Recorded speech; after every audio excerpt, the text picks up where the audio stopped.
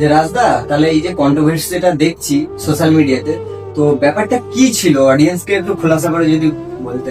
আচ্ছা ঠিক আছে, তুমি খোলাসা করে বলতে বলছো তো। ব্যাপারটা হয়েছিল কি, আমি ছোট করে বলছি।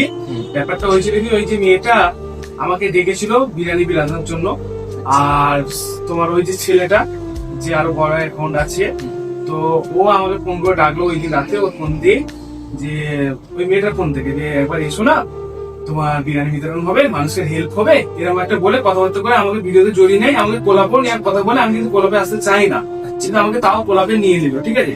কিন্তু আমি পরে শুনছি যে এর মিডিলে একটা 5,000 টাকার একটা কন্ট্যাক্ট হয়ে গেছে। আচ্ছা, ওটা আমিও দেখলাম সোশ্যাল মিডিয়াতে। এখন আমার শুনছি মেয়েটা তো আমাকে বলেছে যে ওর নাকি টাকা দিতে চাইনে, ভেবেছে যে এমনি টাকা, কিন্তু পরে নাকি টাকার ডিমান্ড করেছে সকালবেলা। ব্যাপারটা এখন আর পুরোপুরি খুলাসা হয়নি, প্রপার বলা যাচ্ছে না কার দোষ আছে, কে আগে কন্ট্যাক্ট করেছে, কিছুই বলা যাচ্ছে না। মেন ব্যাপারটা হচ্ছে ওইটাই। এখন আজ সন্ধ্যেবেলা একটা বসা হবে, তারপরে আমরা জানতে পারবো যে কার দোষ আছে না কার দোষ নেই। কার দোষ নেই।